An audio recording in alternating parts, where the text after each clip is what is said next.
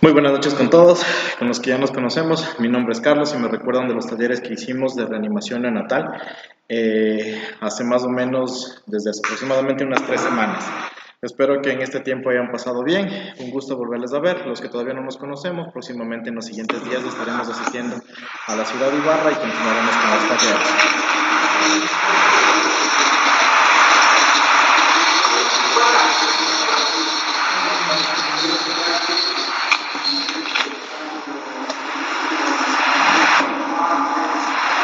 Ya, listo. Ya.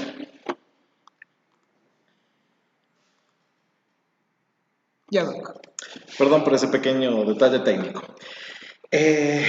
Con los que ya nos conocemos, iniciamos nuestros talleres y nuestras charlas hablando acerca de cómo sería la recepción ideal del recién nacido. Lo que más o menos recordamos las 3 preguntas básicas que habíamos mencionado en aquella ocasión. ¿Qué deberíamos definirla cuando nos enfrentamos a la recepción del recién nacido? ¿Qué van a hacer? Si es que el niño es a término, si es que tiene un buen llanto y llora, o si es que su tono es adecuado. Cuando hemos respondido estas 3 preguntas, nuestra siguiente fase es el hecho de nosotros evidenciar si es que nuestro paciente tiene algún tipo de problema o distrés respiratorio. Y este es el objetivo de esta aula virtual, el saber identificar cuáles son los signos de dificultad respiratoria en el recién nacido y que nos permitan actuar así como lo verificamos en los talleres que fuimos recibiendo en este tiempo transcurrido.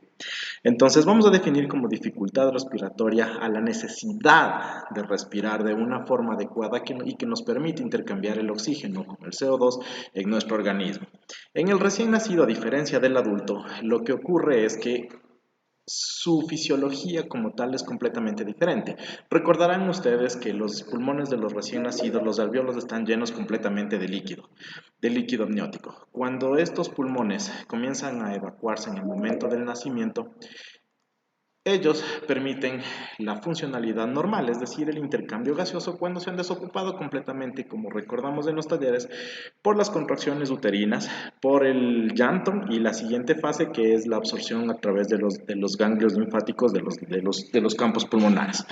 Cuando todo esto se ha conseguido, el intercambio se lo hace de forma adecuada. Cuando no ocurre esto, tenemos este pequeño problema en el cual se puede expresar de varias formas en el recién nacido, en el cual nosotros vamos a poder ver diferentes problemas en él o evidenciarlos en él. Va a ser sus problemas de disociación tóraco-abdominal, las retracciones, aleteo nasal y lo más frecuente que se observa es la frecuencia respiratoria que se comienza a incrementar a medida que su proceso respiratorio empieza a avanzar. ¿Cómo nosotros reconocer esto? Pues en la literatura se describen varios scores que nosotros podemos identificar. Los que ya nos conocimos en los talleres recordarán que mencionamos que el ABGAR no es un score que a mí me sirva para determinar si es que en realidad yo tenga que evaluar o no evaluar algún tipo de proceso o distrés respiratorio. Entonces existen en la actualidad 2 tipos de scores que se utilizan en los pacientes en edades neonatales y pediátricas, que no hay que confundirlos. El uno es el score de Silverman y el otro es el score de Downs. El score de Downs es un score que se aplica para el distrés respiratorio de los pacientes mayores de 3 meses, entonces no va a ser este motivo de tópico en esta charla, sino nos vamos a enfocar directamente en el score de Silverman, ya que con este es el que nosotros empezaremos a evaluar si es que nuestro paciente presenta o no presenta algún tipo de dificultad respiratoria cuando nosotros hacemos la evaluación inicial de nuestro paciente en la recepción postparto. ¿Cómo nosotros podemos identificar todos estos signos debido a que estamos acostumbrados al manejo del paciente adulto? Primero, una cosa bastante básica. Muchos de ustedes deben haber escuchado la palabra quejarse. Entonces, el quejarse para un recién nacido implica una cosa bastante puntual. Recuerden que fisiológicamente la epiglotis lo que hace es poder separar la vía aérea de la vía digestiva y esto no permitir que en el caso de que exista algún tipo de problema de regurgitación o de vómito, este líquido ingrese a la vía aérea. De la misma forma, cuando nosotros nos enfrentamos a un problema de distrés respiratorio en el recién nacido, que lo que está procurando es intercambiar el oxígeno de forma adecuada, este epiglotis tiene la tendencia a cerrarse de forma natural y de forma espontánea, ocluyendo la vía respiratoria. Pero no por esto quiere decir que ellos no puedan respirar. El problema ocurre de la siguiente manera. Ellos van a intentar inspirar de forma normal y expirar de forma recurrente, pero la epiglotis, al intentar mantener esta ganancia de volumen a nivel pulmonar, recordarán que hablamos del PEP, o por lo menos del CPAP, que nosotros intentábamos mantener los alvéolos abiertos para que estos no colapsen y permitir el intercambio. Este mecanismo de defensa, que es el cierre automático del epiglotis, que es el que produce este distrés respiratorio y que produce este quejido respiratorio en el recién nacido, es lo que nosotros denominamos como autopep. Entonces, ¿el autopep qué es? Solo sencillamente, recuerden, ustedes tienen la fase inspiratoria en la cual el niño inspira, la epiglotis se cierra intentando almacenar este volumen que se introduce en los pulmoncitos y retiene este oxígeno para que se permita el intercambio de forma normal. Por lo tanto, es una ganancia de presión en mis alvéolos que lo genero con el cierre de mi epiglotis y por eso lo denominamos autopep.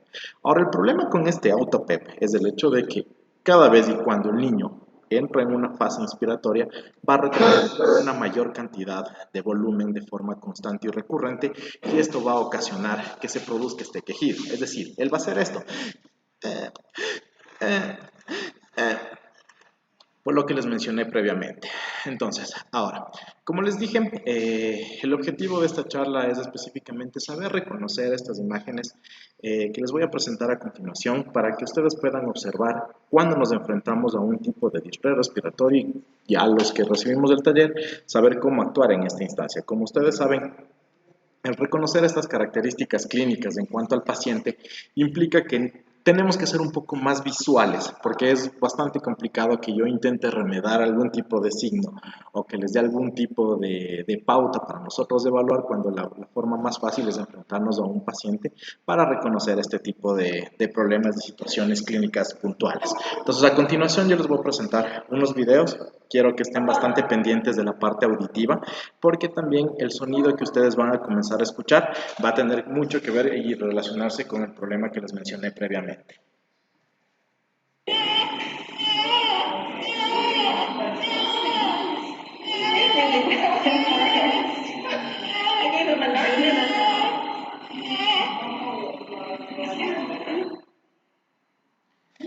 En esta fase lo que observamos es el aleteo nasal. El aleteo nasal pues implica una cosa bastante simple. Si mi problema de intercambio gaseoso lo que genera es un incremento del volumen que yo tengo que movilizar, es decir, el volumen minuto de forma recurrente, aumentando la frecuencia respiratoria. Recuerden que lo que mencionamos previamente fue que fisiológicamente un recién nacido lo admitible son hasta 60 respiraciones por minuto. Cuando yo tengo estas 60 respiraciones por minuto y mi frecuencia respiratoria tiene que incrementarse más para permitir el intercambio de forma adecuada, lo que intento hacer es buscar mecanismos compensatorios. Cuando aumento mi frecuencia respiratoria, los primeros signos que comienzo a observar en mi recién nacido es el hecho de que sus fosas nasales van a comenzar a aletear. Esto es un signo clásico, clínico y característico de cuando nos enfrentamos a un problema respiratorio del recién nacido inicial. Les voy a presentar otro signo más que corresponde al quejido respiratorio, que es lo que mencionamos previamente, al cierre de la vía respiratoria y que esto genera el atrapamiento a nivel pulmonar, lo que denominamos nosotros como autopep o que habitualmente ustedes deben haber escuchado en la sala en el centro obstétrico, en el quirófano, en la recepción del recién nacido, como el quejido respiratorio.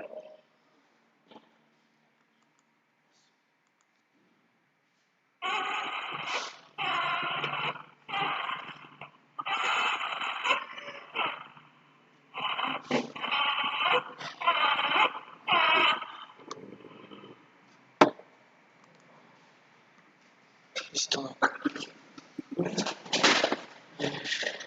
Como ustedes pudieron observar, el sonido es bastante característico en realidad. Cuando la vía aérea, como les mencioné previamente, se cierra, produce este sonidito bastante peculiar que es lo que nosotros denominamos como el auto-PEP. Cuando esto ocurre, se cierra espontáneamente la vía aérea y el atrapamiento aéreo y la salida por fuga es lo que me permite generar este tipo de ritmo respiratorio y este sonido inicial.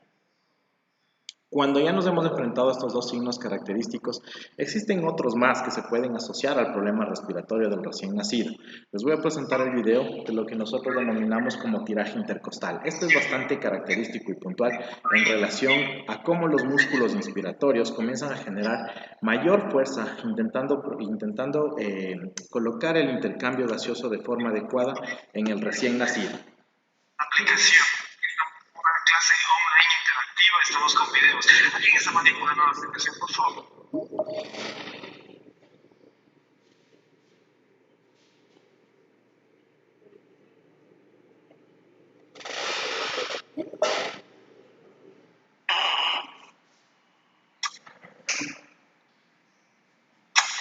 En este video, si lo pudieron ustedes observar de forma adecuada, se puede observar claramente cómo la caja torácica del recién nacido intenta hacer un sobreesfuerzo para permitir el intercambio gaseoso.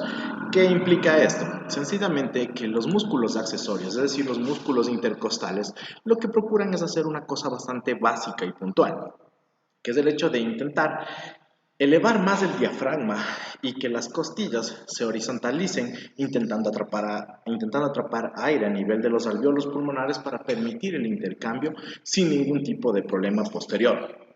Ahora, recalcando nuevamente lo que mencionamos inicialmente, recuerden que el auto-PEP que mencionamos anteriormente, el quejido inspiratorio que tiene el recién nacido, se genera por este cierre. Cuando se vuelve repetitivo el cierre del epiglotis y el paciente comienza con su quejido inspiratorio, va a seguir intentando atrapar de forma recurrente aire, aire, aire, aire. Sus costillas van a comenzar a horizontalizarse, pero más bien por el incremento del volumen.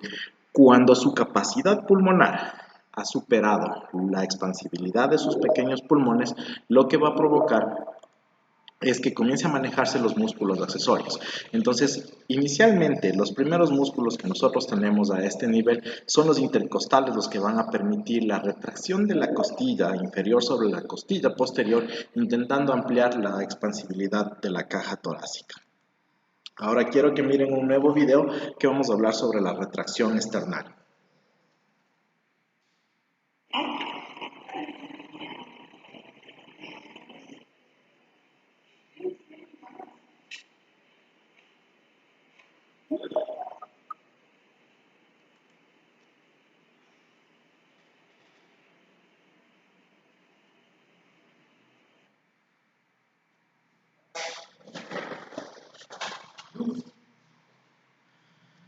Como todos pudieron observar, tenemos 5 signos clínicos, 5 signos característicos, entre estos el aumento de la frecuencia respiratoria que van a delimitar cuando nosotros nos enfrentamos a un proceso de dificultad respiratoria. Entonces, les voy a proyectar nuevamente los videos de forma continua, ya no interrumpida, para que vayamos recordando puntualmente todos estos signos que nos van a permitir hacer la evaluación inicial de la dificultad respiratoria del recién nacido.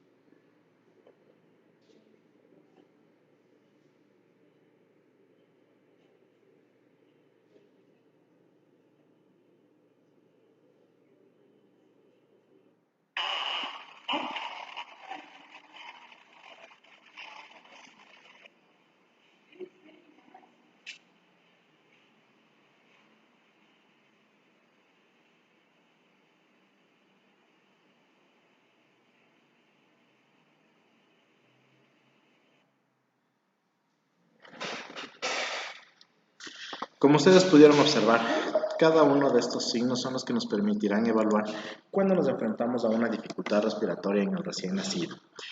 Como les mencioné previamente, todos los que ya recibimos del taller de reanimación neonatal, excepto las personas que todavía nos estaremos viendo en la siguiente semana para iniciar este taller, recordarán cómo nosotros hacemos la evaluación inicial del recién nacido, ya con estos signos clínicos característicos del proceso de la dificultad respiratoria del recién nacido, y esto nos permitirá actuar de forma adecuada, concisa y precisa para dar la atención adecuada de nuestro recién nacido. Ahora, cada uno de estos signos, como ustedes pudieron observar, el paciente presenta una autonomía respiratoria. Ustedes recordarán que cuando comenzamos a hablar de ventilación presión positiva, uno de los requisitos para iniciar es el hecho de no mantener una autonomía respiratoria. Pero aquí ustedes observan que el recién nacido mantiene una autonomía respiratoria, que puede comenzar a incrementar la frecuencia respiratoria. Este sonidito que nosotros lo denominamos como autopep, que no es otra cosa que la consecuencia del atrapamiento de aire y a su vez la utilización de los músculos accesorios de la caja torácica intentando retener una mayor cantidad de volumen de oxígeno a nivel pulmonar y esto permitiendo que el niño pueda respirar de forma adecuada. Estos pacientes no necesitan lo que nosotros vimos en los talleres de reanimación, la ventilación presión positiva, ni tampoco requieren la utilización de la mascarilla con bolsa autoinflable, ni tampoco la de la pieza de tubo en T, que ya lo conocerán las personas de Ibarra posteriormente. Sino estos pacientes, uno de los requerimientos que podríamos inicialmente suplir es el hecho de mantener una presión adecuada positiva en la vía aérea y que me permita mantener los alvéolos expandidos y el niño pueda de forma adecuada intercambiar el oxígeno. Recordarán que nosotros...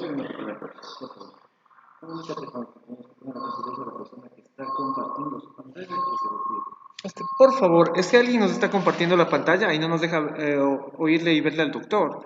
Por favor, que se detenga, que le estamos viendo todos en esta transmisión online interactiva. Es muy necesario que nos puedan ver los videos y verle al doctor la explicación. Alguien está compartiendo un documento en Word. Desde una Mac. Desde una Mac. César Augusto. César Augusto es.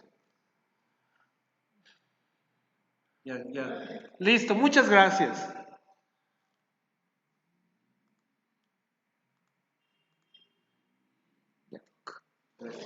Y recapitulando, como ustedes, bueno ya, si hubo el corte no hay problema, lo volvemos a repasar. Recuerden una cosa, que cuando nos enfrentamos a este problema, como les dije inicialmente, nosotros tenemos que observar que exista la autonomía respiratoria. Si no existe autonomía respiratoria, automáticamente nuestras medidas serán el suplementar esta autonomía respiratoria o por lo menos intentar suplir el volumen que el paciente no está moviendo. Este no es el caso. Ustedes observaron en el video que los niños presentan autonomía respiratoria, pero lo que ellos intentan hacer es utilizar los músculos accesorios, retener una cantidad de volumen a nivel pulmonar e intentar aumentar la frecuencia respiratoria para permitir el intercambio de forma adecuada a nivel pulmonar. Cuando todos estos objetivos no se han logrado a pesar de mantener la autonomía respiratoria, recuerden que ellos pueden terminar en un proceso de una acidosis respiratoria.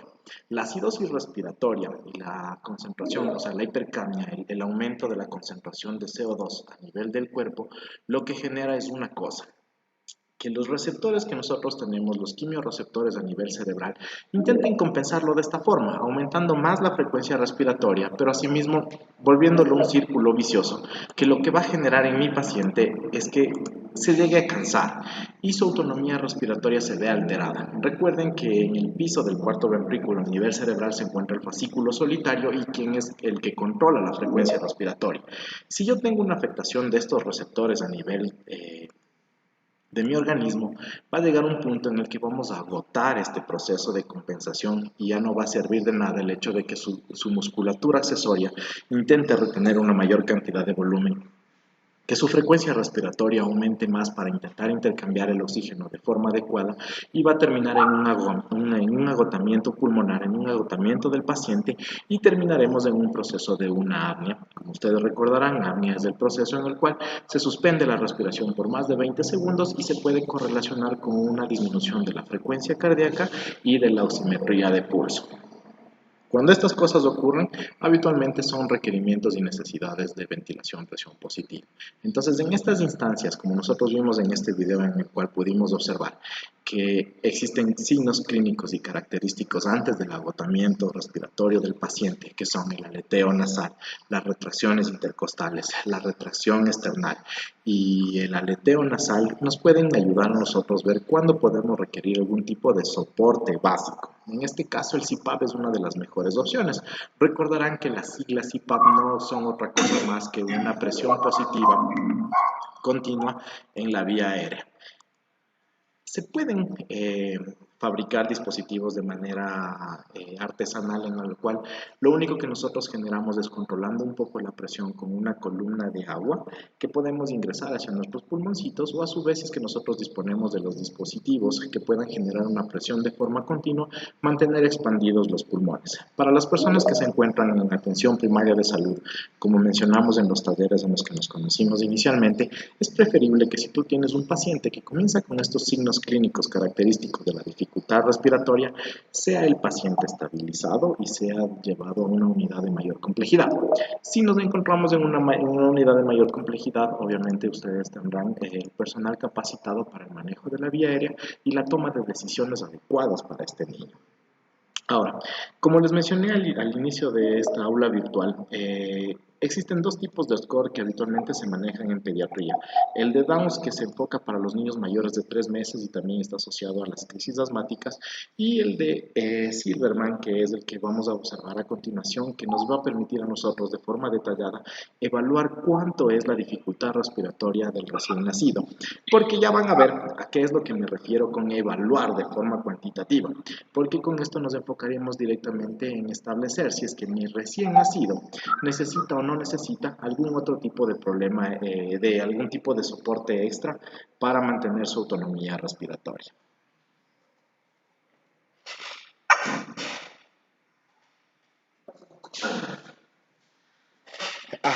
No sé si lo observan bastante bien, pero siempre el score de Silverman maneja 3 puntajes. Maneja 0, maneja 1 y maneja 2. Este score me permite evaluar 5 puntos de acápites bastante específicos. Uno es el tejido respiratorio, otro es la respiración nasal, las retracciones costales, la retracción esternal y la concordancia tóraco-abdominal. ¿Se acuerdan que inicialmente vimos el tejido respiratorio recordándoles que el proceso en el cual la epiglotis se cierra es la que me genera este sonidito que denominamos autopep? Pues cuando este tejido no está presente, no podemos escucharlo, lo catalogamos con un score de 0. Cuando es audible con el fonendoscopio, es decir, cuando colocamos nuestro fonendoscopio a nivel de los campos pulmonares del paciente y lo escuchamos solo de esta manera, nos da un puntaje de 1.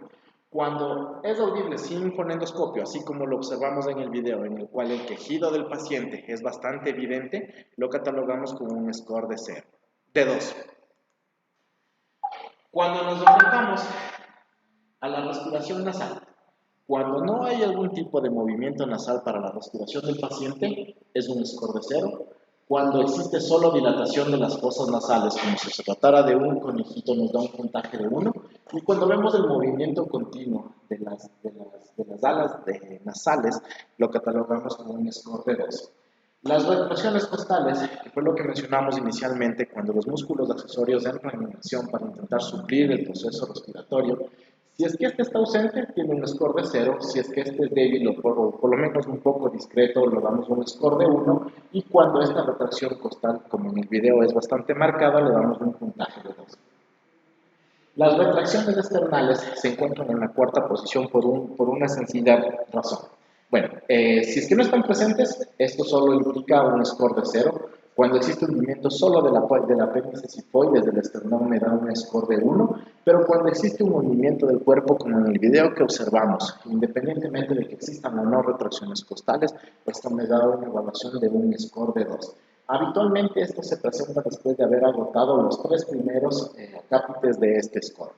Y el último es la concordancia tóraco-abdominal. Habitualmente en el adulto se suele la literatura referir a que las mujeres tienen una respiración abdominal y los hombres una respiración torácica.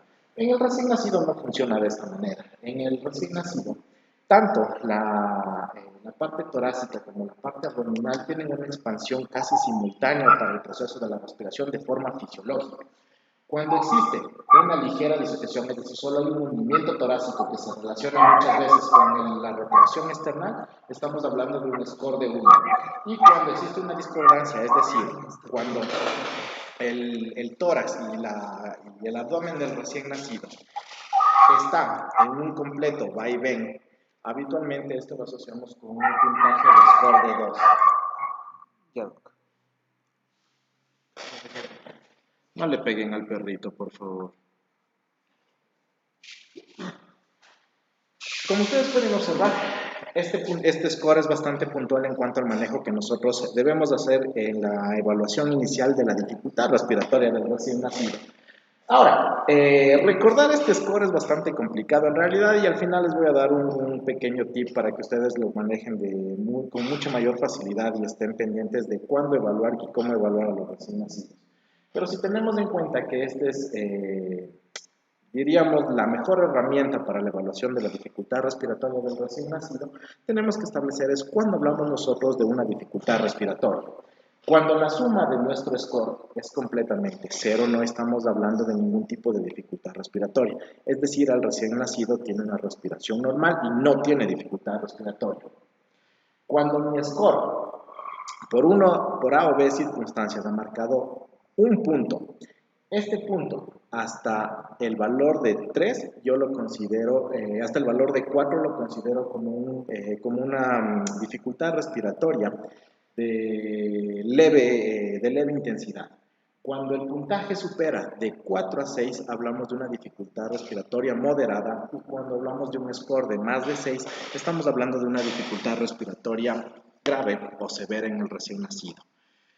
En medidas de soporte vital, lo que hacemos con la dificultad respiratoria es, obviamente, si es que el score que me marca es de 0, no tengo que tomar ningún tipo de acción o medida de suplemento. Cuando mi score de distrés respiratorio o score de Silverman me marca un distrés respiratorio leve, pues sencillamente se puede superar con oxígeno o la utilización de un CPAP. Cuando tenemos un score de moderado a severo, habitualmente lo que se requiere son evaluaciones de forma recurrente para ver si es que el paciente no requiere algún tipo de soporte vital más complejo. No lo llamemos avanzado porque no vamos a hablar de ventilación presión positiva, pero sí el hecho de probablemente una ventilación mecánica no invasiva o la utilización de ventilación mecánica invasiva con la colocación de un tubo endotraqueal. Ahora, como les dije inicialmente, existen varios scores que pueden evaluar esto, pero este es el que se recomienda tanto por la Academia Americana de Pediatría, por el ILCOR y por la AJA para que el paciente sea evaluado de forma adecuada y no exista ningún tipo de inconveniente en cuanto al soporte del paciente en el momento del nacimiento. Ahora, como les dije, les voy a dar una pequeña ayuda. Esto va a ser bastante fácil. Es el hecho de que anoten una página que les voy a poner la dirección a continuación. Esta es la página del SAMIUC. El SAMIUC es la Sociedad Andaluza de Medicina Intensiva y de Unidades Coronarias. Cuando ustedes ingresen a la página, les va a publicar un score bastante puntual en lo que ustedes estén buscando. De hecho, no se enfoca necesariamente a paciente pediátrico, se enfoca a paciente pediátrico, a paciente adulto, a paciente geriátrico y a paciente ginecológico. En esta página de aquí ustedes van a encontrar todas las calculadoras que ustedes probablemente han escuchado alguna vez en la literatura, tanto para unidades críticas como para unidades de soporte primario, y con esto les va a ayudar. Por favor, desactivemos los micrófonos para no cortar el hilo de la clase. Les agradezco bastante.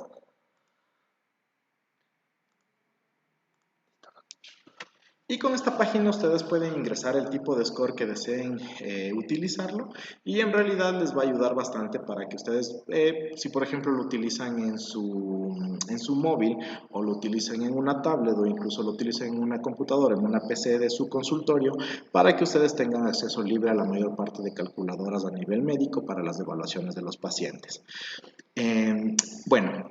Como les dije, el objetivo de esto era definir básicamente cuáles son los signos que nosotros deberíamos deberíamos buscar o por lo menos comenzar a evaluar en el recién nacido cuando nos enfrentamos a algo que denominamos dificultad respiratoria. Como les dije inicialmente, nosotros tenemos esta obligación de la evaluación con el score de Silverman, que es el indicativo para el recién nacido, y este definirá las conductas que nosotros vamos a tener con los pacientes. Como ustedes saben, esto es una modalidad como foro o aula virtual, entonces me gustaría saber si existe algún tipo de interrogante que ustedes quieran saber o que podamos esclarecer en este momento. No, ya, como... Sí, las preguntas. ¿Alguna duda? No. ¿Alguna duda que tengan, por favor, que le realicen la pregunta al doctor?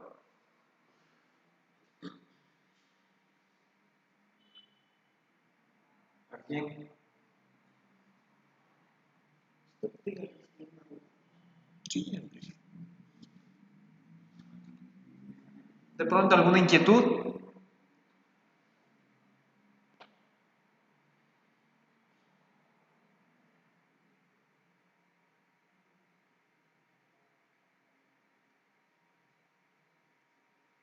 No, doctor, sigamos nomás.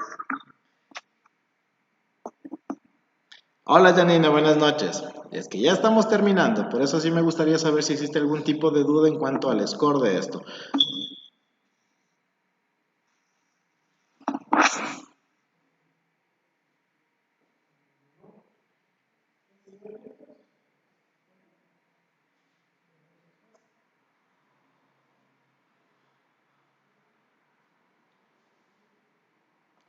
Bueno, parece que no hay dudas. Como les dije, el objetivo de esto no es el hecho de que ustedes sean evaluadores iniciales ni tampoco reanimadores experimentados, sino que sencillamente sepan reconocer los signos de dificultad respiratoria, evalúen de forma adecuada al recién nacido cuando se enfrenten a este tipo de casos y sepan cómo solventar este tipo de problemas, ya sea en su puesto de salud como atención primaria de salud o a nivel ya hospitalario de segundo o tercer nivel. Como no hay dudas, fue un placer, un gusto volverles a ver en esta situación. Próximamente ya me encontraré, de hecho, este fin de semana en la ciudad de Ibarra, con la que podremos compartir con las personas del taller de reanimación neonatal, para que más o menos entiendan ciertas cosas que probablemente no pudieron esclarecer en esta charla, que solo iba enfocada en cuál es la dificultad respiratoria. Muchísimas gracias por estar pendientes de esta charla en esta noche. Me despido. Un abrazo para su servidor, Carlos. Les agradezco bastante, señores profesionales. La charla será subida el día de mañana a la plataforma con las diapositivas. Muchas gracias.